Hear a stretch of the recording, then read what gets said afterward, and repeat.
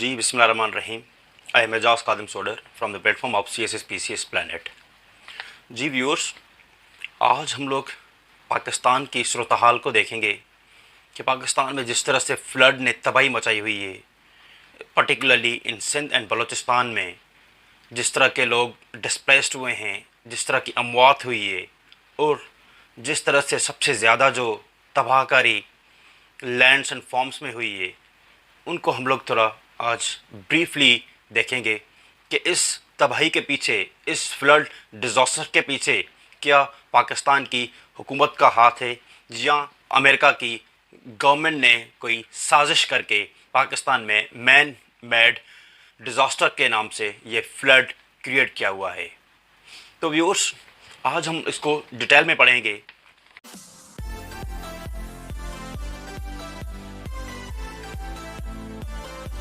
कुछ factual facts भी हमारे पास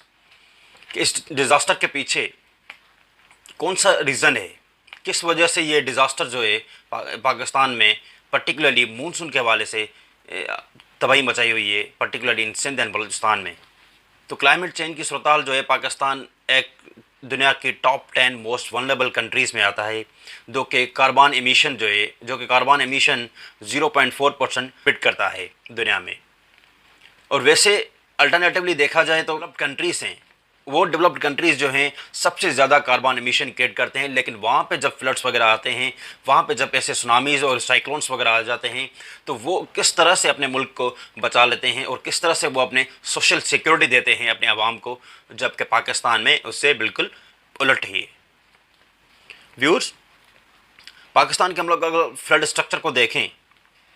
तो जो इस मरतबा जो तबाही मचाई है मानसून की बारिशों ने,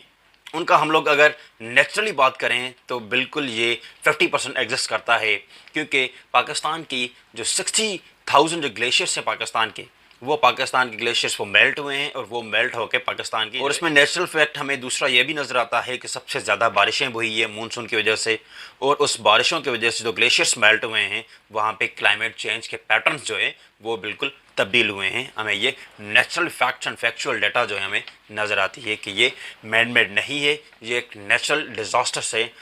देखें, एक प्रोपेगेंडा चल रही है पाकिस्तान के ख़िलाफ़ कि ये पाकिस्तानी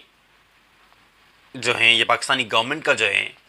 ये कुछ मीडिया पे, सोशल मीडिया पे और ये न्यूज़ चैनल्स पे ये प्रोपेगेंडा चल रही है कि पाकिस्तान की गवर्नमेंट का कोई कसूर नहीं है इसमें, और ये फ्लड की जो सूरत हाल पैदा हुई है और ये फ्लड में जो तबाहकारियाँ हुई है पर्टिकुलरली सिंध एंड बलूचिस्तान में, उसमें पाकिस्तान की गवर्नमेंट का या सूबाई गवर्नमेंट का कोई भी कसूर नहीं है। लेकिन कुछ ऐसे हालात भी क्रिएट किए गए हैं कि क्लाइमेट चेंज की वजह से जो वेस्टर्न ममालिक हैं आर्गूमेंट को तस्लीम करते हैं कि जो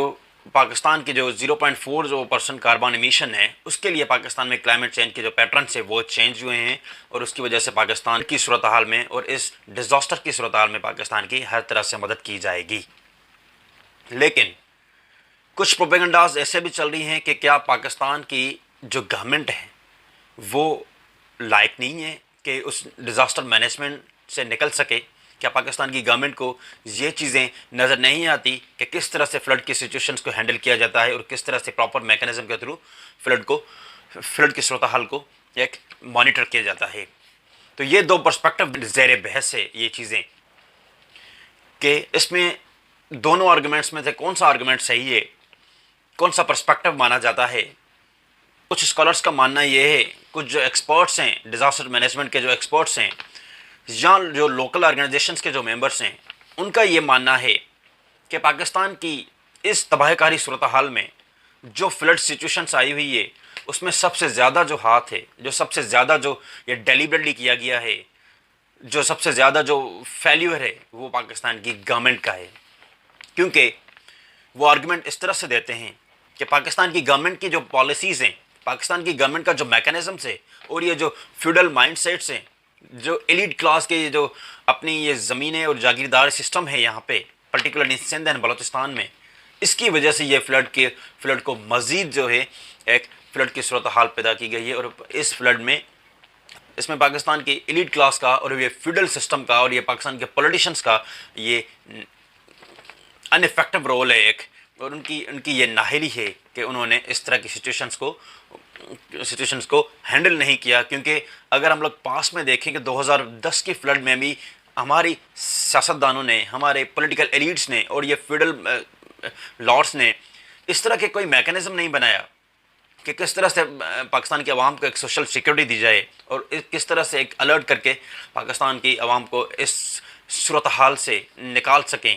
तो इस तरह का सिचुएशंस पाकिस्तान में कोई भी हमें नज़र नहीं आती। तो व्यूअर्स में इस तरह से बताया गया है कि पाकिस्तान में ये जो सूरत हाल पैदा की गई है ये एक नेचुरल है, ना कि मैन मेड है। इसमें ग्लोबल के नैरेटिव जो है ये पैदा किया गया है हमारी पॉलिटिशियंस की तरफ से, जो डेली बेसिस पे BBC पे, अल जज़ीरा पे और CNN पे आके इंटरव्यूज़ देते हैं। हमारे पॉलिटिशियंस जो हैं, पर्टिकुलरली सिंध के पॉलिटिशियंस, वहाँ पे वो ऐसे सूरत हाल बताते हैं उन एंकर्स को और ग्लोबल मीडिया को कि जिस तरह से उसमें उन लोगों की कोई नाअहली का कोई सबूत ना मिले और उन लोगों की नाअहली का कोई एक सवाल पैदा ना हो, लेकिन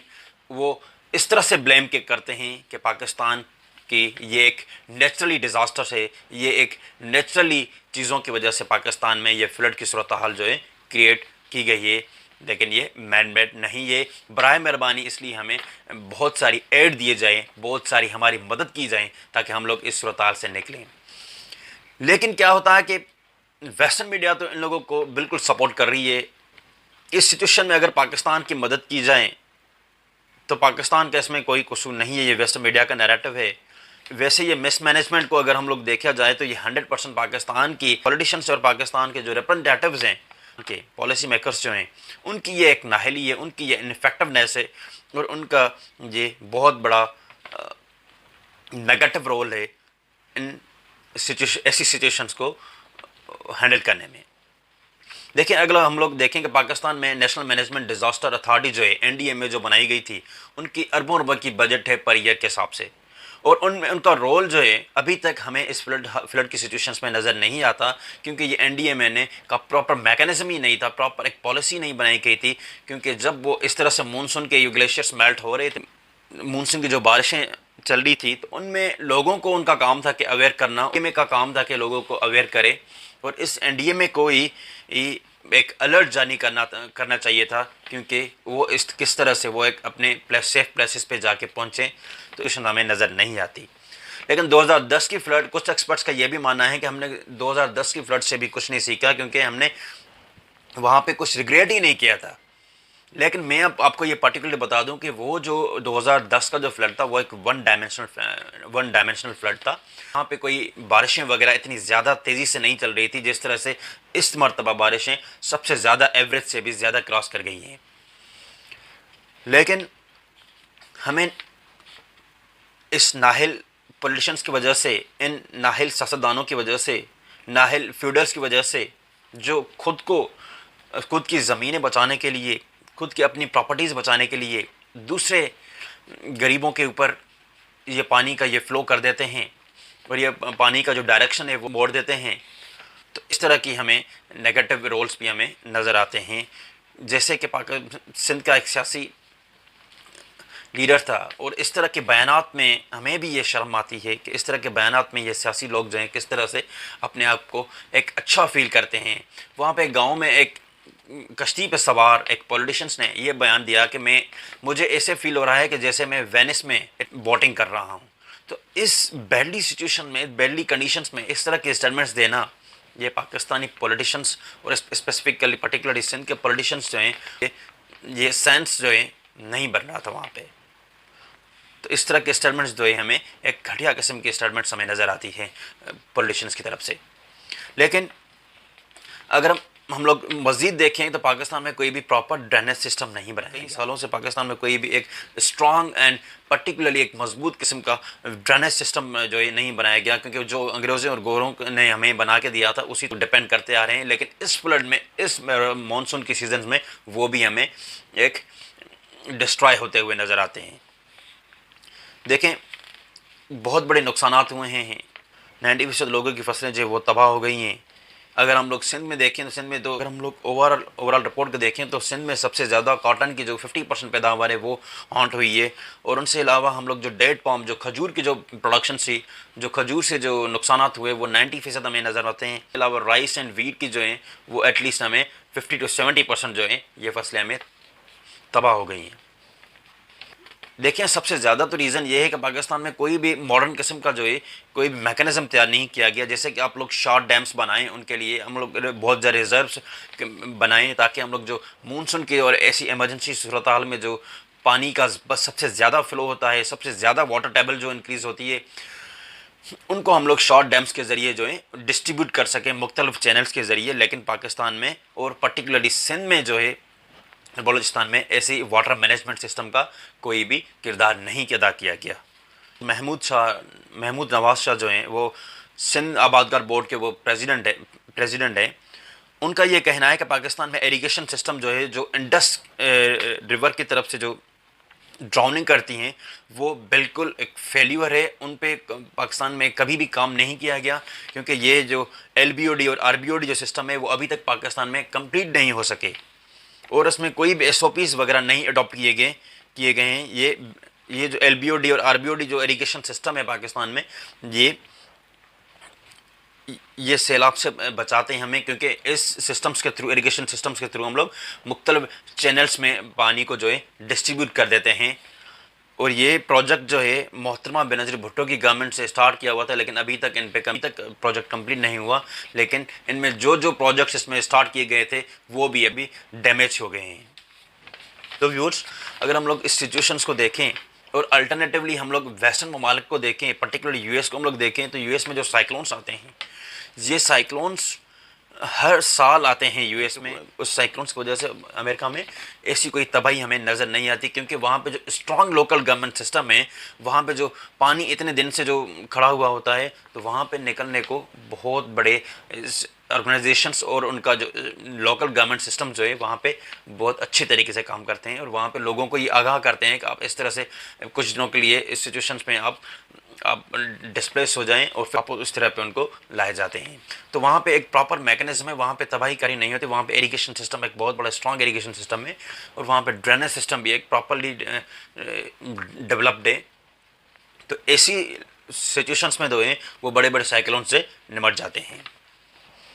तो व्यूअर्स, अगर हम लोग थोड़े इनके कंक्लूजन पे आएँ तो ये इस फ्लड में हमें सबसे ज़्यादा जो बहुत बड़ा काज नज़र आता है वो मिसमैनेजमेंट का नज़र आता है, क्योंकि पाकिस्तान की मिसमैनेजमेंट में हमें बहुत बड़ी फ्लॉज नज़र आते हैं। दूसरा, पाकिस्तान की ये जो डिज़ास्टर मैनेजमेंट जो है उनमें सबसे ज़्यादा हमें फ्लॉज नज़र आते हैं, क्योंकि वहाँ पे एक मिसमैनेजमेंट की गई है। और इस सूरत हाल में कोई भी गरीब की मदद करने के लिए कोई भी बंदा ऐसा तैयार नहीं है। देखिए, नंबर दूसरा यह है कि हमें कोई भी पाकिस्तान में और इस सूरत हाल में कोई भी सोशल प्रोटेक्शन लोगों को नहीं दी जा रही है और लोग बेघर हैं। अगर हम रिपोर्ट के मुताबिक देखें तो तकरीबन 3 करोड़ लोग जो हैं वो मुतासर हुए हैं इस फ्लड से, और उन लोगों में से मोस्टली जो हैं वो पुअर क्लास से बिलोंग करते हैं। और 90% विलेजेस जो हैं पर्टिकुलरली सिंध में वो तकरीबन तबाह हो चुके हैं और उनमें कोई भी बंदा सरवाइव के काबिल नहीं रहा है। पाकिस्तान में जो हमें बेड गवर्नेंस की जो मिसाल नज़र आती है वो हमें इस डिज़ास्टर की सूरत में भी बहुत बड़ी नज़र आती है, क्योंकि वहाँ पे कोई एक प्रॉपर मैकेनिज्म नहीं बनाया हुआ है। और एलीट कैप्चर जो पॉलिसी सिस्टम है जो वहाँ पे पार्लियामेंट में हमें नज़र आते हैं, वो अपने आप ही एक फ्यूडल हैं, वो अपने आप ही एक एलीट क्लास से ताल्लुक़ रखते हैं। वो ही अपनी ज़मीनों को और अपने इस तरह की प्रॉपर्टीज़ को बचाने के लिए ये डाइवर्ट कर देते हैं फ्लड्स की डायरेक्शंस को। तो हमें सबसे ज़्यादा लोकल गवर्नमेंट का जो फ्लोरिश ना होना और लोकल गवर्नमेंट का जो अनइफेक्टिव होना, लोकल गवर्नमेंट को एक प्रॉपर मैकेनिज्म के थ्रू ना चलाना, हमें सबसे ज़्यादा ये नाअहली नज़र आती है पॉलिटिशियंस की। और ये इस बात को आप लोग क्लियरली समझें कि भाई ये एक नेचुरल डिज़ास्टर भी हैं किसी हद तक, लेकिन इसमें जो सबसे ज़्यादा जो है वो एक हमारे पुअर गवर्नेंस की वजह से, बैड गवर्नेंस की वजह से, मिसमैनेजमेंट की वजह से और अनइफेक्टिव पॉलिसीज़ की वजह से हमें ये सिचुएशंस देखने को मिलती है। लेकिन ये जो फेडरलिस्ट माइंडसेट्स हैं, ये जो